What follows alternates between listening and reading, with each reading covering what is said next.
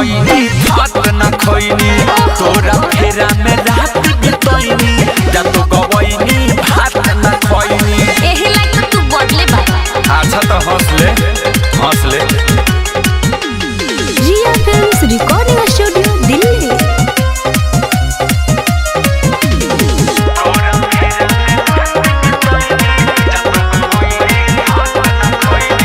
देखते रह गईनी हम तोड़ पेड़ा सज के गई हो गई सवेरा तोरा तो बुझाई थोड़ी पूछे लागल माई बात ना बतइनी अच्छा। तोहर बात सारा पेट में पचइनी मिलला तो से सुनो यारा तेरा सते रह गईनी मिलला तो से सुनो यारा तेरा सते रह गईनी तोरा फेरा में रात बितइनी जत गईनी भात न खइनी तोरा फेरा में रात बितइनी जत गईनी भात न खइनी प्यार में सब कुछ सहल जला हो।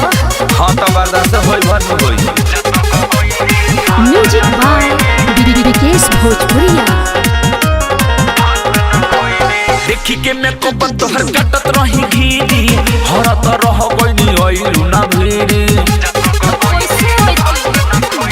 अजय चंद सवारे कोई नी तरस के खीसे भौज पे अपना बरस के हमरा त न बुझाई अल बिला आसत आवे खातिर कोम ना कोई नी अल बिला आसत आवे खातिर कोम ना कोई नी तोरा फेरा में रात बितइनी जत गईनी भात न खइनी तोरा फेरा में रात बितइनी जत गईनी भात न खइनी चलो कोनो बात ना कबो कबो ऐसन हो जाला।